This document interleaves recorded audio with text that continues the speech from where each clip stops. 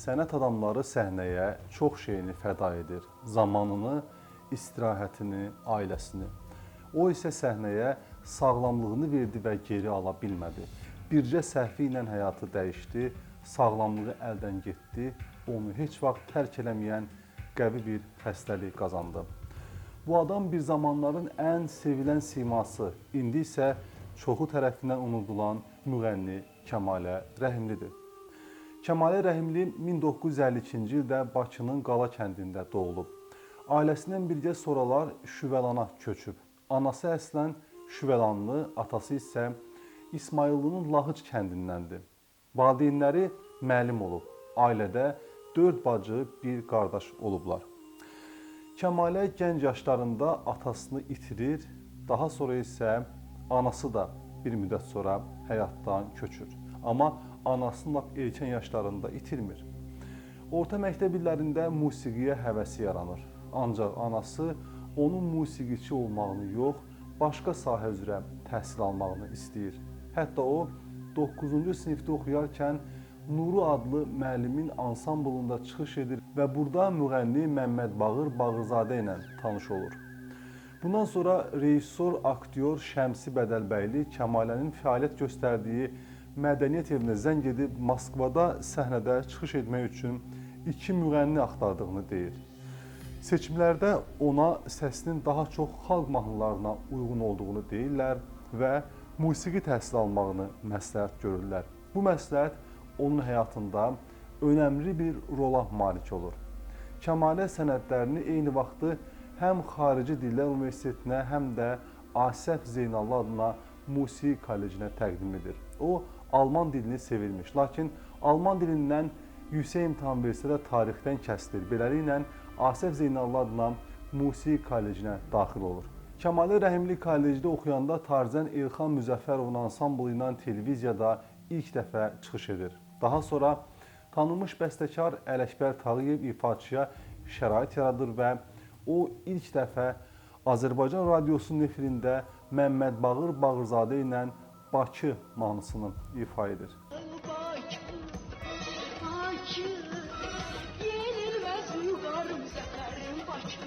Kəmalə xanımın sözlərinə görə oğlan tələbələrdən çox utanırmış. Hətta müəlliminə utandığından deyib ki, onları sinifdən çıxarın ki, mən oxuya bilim. Buna görə də o, Lalə Qızlar ansamblında oxumağa can atır və Ceyran Haşimova onunla tanış olur. O, Kəmalənin səsini çox bəyənir və məşqlərə çağırır. Bundan sonra gənc müğənni ansamblla birgə qastrollara yollanır və ona həm uğur, həm də canına xəstəlik gətirən qastrollar başlanır. Kəmalə xanım bir dəfə etiraf edir ki, Azərbaycanda Mercedes markalı avtomobil sürən ilk qadın o olub. Müğənni səhnəyə erkən yaşlardan çıxır və Nisə Qasımova, Firuzə İbadova, Ruhəngiz Allahverdiyeva ilə konsertlər verir. Onların konsertləri o qədər anşlaqla keçir ki, biletlər tapılmırmış və böyük izdiham yaşanırmış bu konsertlərdə. Lalə Qızlar ansamblında çıxış edərkən onu kinorejissor Hüseyn Seyidzadə Qaynana filminə dəvət edir.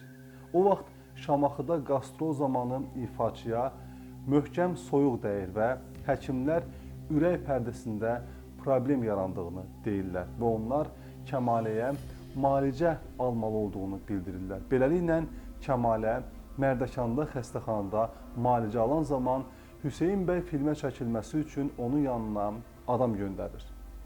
Eyni zamanda elə həmin günlərdə Həsən Seyidbəyli də onu Nəsimi filminə rol alması üçün dəvət edir.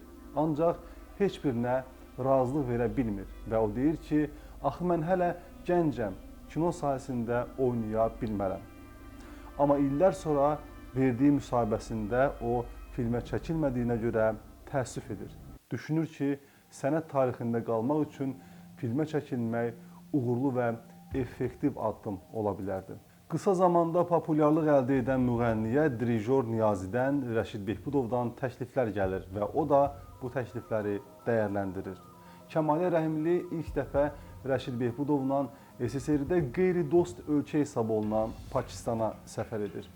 Hətta Kəmalə xanım müsahibələrində deyir ki, Qorxurduq ki, bizə oxuduğumuz yerdə atəş açarlar. Yəni vəziyyət həmin vaxtı bu qədər gərgin imiş. Rəşid Behbudovla birgə səhnə aldığı zamanlar Kəmalə Rəhimliyə rayonda 1 saatlıq toyda oxumaq üçün 10.000 rubl təklif edirlər. Lakin o bu təklifi rədd edir və ümumiyyətlə rayon toylarına getmədiyini dilə gətirir. Ta ki 1993-cü ilə qədər. Ailə qurmağa zamanında vaxtı olmadığını deyən ifaçının elçiləri həddən artıq çox olub. Kəmalə xanımın sözlərinə görə hətta xalq artisti Şövkət Ələkbərova istəyib ki, onu ən yaxın insanlarından birinə alsın. Ancaq o, tanınmış sənət adamı, saz ifaçısı Rəhilə Həsənovanın oğlu ilə ailə qurur. O, zərb alətlərinin mahir ifaçısı kimi tanınır və Azərbaycanda bu günə davam edən həmin ailə əslində bir aktyor, aktrisa, artist, müğənni ailəsi üçün ən uzun ömürlü ailələrdən sayılır. Bu nigahdan Tural adlı övladlar dünyaya gəlir. İllər öncə əməkdar artist Kəmalə Rəhimli başına gələn pis hadisədən söhbət açarkən deyir ki, oğlu Turaldan əvvəl onun bir övladı doğum evində həkim ucbatından ölüb. Mən mahnı və rəqs ansamblında işləyəndə oğlum Tural dünyaya gəldi. Amma bundan əvvəl doğum evində bir övladımı həkim bilərəkdən öldürmüşdü. Bu hadisədən sonra mən çox böyük stres yaşadım. O, qaynanamın qisasını məndən aldığını bildirmişdi. Tural anadan olanda qəti toya gelmirdim. Hətta toy üçün gələnlərə də yox cavabı verirdim. Çünki bütün günümü, saatımı bircə oğluma ayırırdım. O vaxt həm sənətimi, həm də ailəmi qoruyub saxladım. Amma toylarımın, konsertlərimin çoxluğundan daha uşaq dünyaya gətirə bilmədim. Amma Kəmalə Rəhimli həm ailəsini, həm də sənətini qoruyub saxladığı zaman unutduğu bir məsələ olur. Öz sağlamlığı. Çünki doğrudan da bu iki məsələni yanaşı aparmaq insandan daha böyük bir qurban tələb edir. Ömrünün 40 ilini incəsənətə həsr eləyən Kəmalə Rəhimli sənət aləmindən küskünlüyünü dilə gətirir. Həyatımı, gəncliyimi, evimi, balalarımı qoyub aylarla qastrol səfərlərinə getmişəm. Deyiblər ki, get, qazan, gətir, Mədəniyyət Nazirliyinin fonduna köçür. Get planı doldur ki, Rəşid Behbudov ansamblı ilə xarici səfərlərə gedə bilsin. Mən belə işləmişəm. Hamıdan küsmüşəm. Sənətə gələn yeni ifaçılar üçün hər cür şərait yaradılır, amma mən çox zülüm çəkmişəm. Çəkdiyim zülümlərin haqqını hələ də əldə edə bilməmişəm. 40 ildən çoxdur ki, bu sənətə xidmət edirəm. Xidmətlərim əvəzsizdir. Dəfələrlə Mədəniyyət Nazirliyinə müraciət eləmişəm. Təəssüf ki, indiyə qədər heç bir bu yöndə cavab ala bilməmişəm. Dövlət konsertlərində ilk sıralarda mənim adım çəkilirdi. Kəmalə ən sevimli, populyar müğənni idi. İndi Kəmalə qalıb kənarda. Qeyd edək ki, müğənni bu açıqlamaları təxminən 10 il əvvəl vermişdi. Yəqin ki, vəziyyət indi ondan da betərdir. Müğənni deyir ki, bir dəfə saat 11-də televiziyaya qonaq çağırılır. Efirə hazırlaşmağa başı qarışır və təzyiq dərmanını qəbul eləməyi unudur. Efirdən çıxanda isə artıq bir tərəfinin donduğunu hiss edir. Bununla da müğənninin həyatında sağalmaz bir xəstəlik baş qaldırır. TV11 YouTube kanalı sərfəli reklam şərtləri təqdim edir. Ay ərzində milyonlarla baxış, milyonlarla insan diqqət istəyirsinizsə, öz məhsullarınızı bizim kanalımızda sərfəli şərtlərlə effektiv şəkildə reklam edə bilərsiniz. Bunun üçün 070 291 78 98 nömrəsi ilə əlaqə saxlaya, eyni zamanda WhatsApp vasitəsilə yaza bilərsiniz. Uzun illər müxtəlif xəstəliklərdən əziyyət çəkən müğənni sənət dostlarından onu yalnız əməkdar artist Firuzə İbadovanın zəng vurub axtardığını, digərlərinin isə yada salmadığını deyir. Bir gözüm tamam tutulub, digəri isə cəmi 1% görür. Yəni bu deməkdir ki, görmür.